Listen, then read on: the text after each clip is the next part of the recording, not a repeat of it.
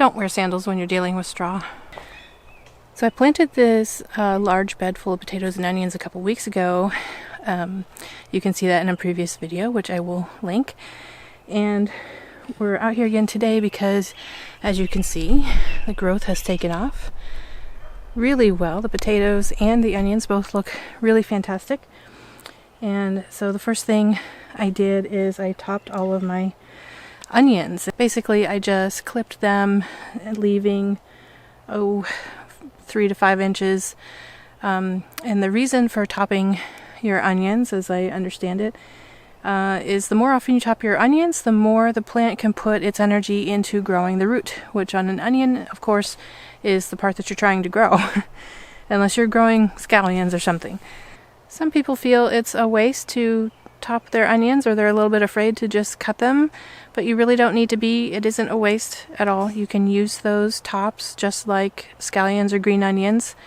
I cleaned up ones that I've topped already from other beds. I cleaned them up and sliced them, dried them off, put them in freezer bags, silicone reusable freezer bags, and put them in the freezer.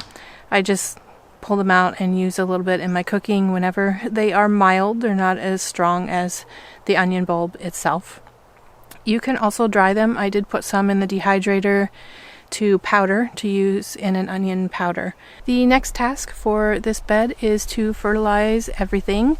What I have available right now is a balanced fertilizer from Down to Earth, which I will leave a link to below.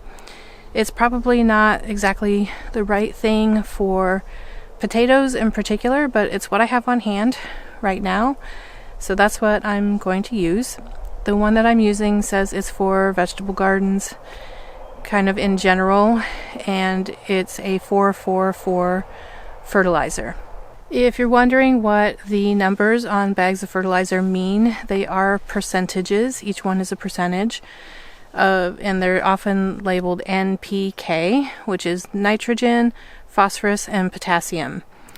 And those are the percentages. And they can be balanced or they can be different, and different plants take different things, and I've not learned all about that yet.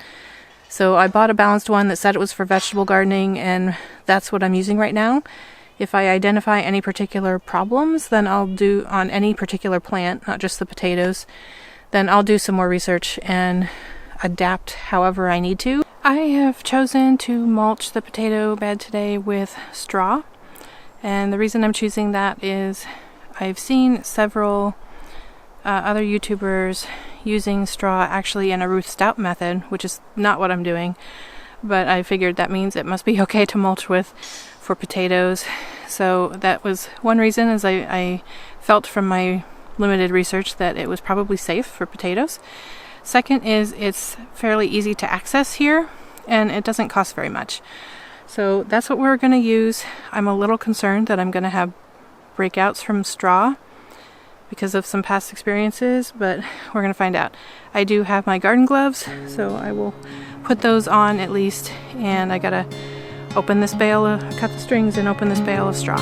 I was lost in a city dream, and I was at home again beside the stream. Then you walked past me, and you saw me and smiled.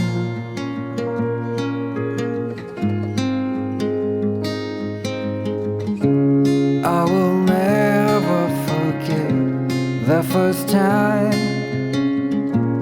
when I saw you. I thought I lost my mind.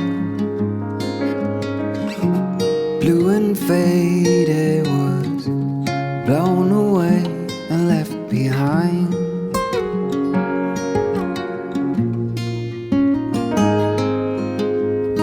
I hope you'll always be around, even if I fail. You are like a summer breeze that I must inhale. Is it possible for us to feel this way forever?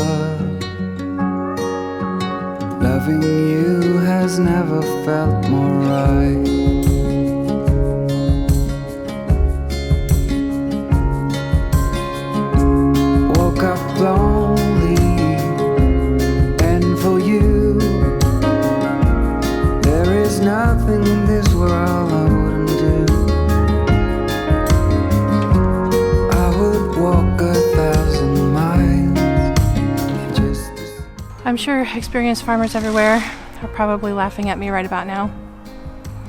I really need to get a good pair of garden shoes, or barn boots would probably be a good idea. Don't wear sandals when you're dealing with straw. It's not good.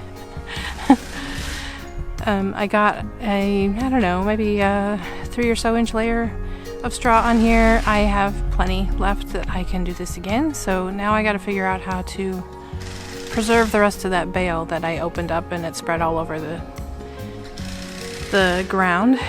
I have a tarp. I'll probably and I have a pallet. I can probably make something work there. And I will add to the mulch if it's necessary. That concludes my garden chores for today. I've topped the onions, I fertilized the entire bed, and we mulched the potatoes. And that all I have left to do is to water everything in. Blessed be, friends. That's all I've got for you today. We'll see you on the next video.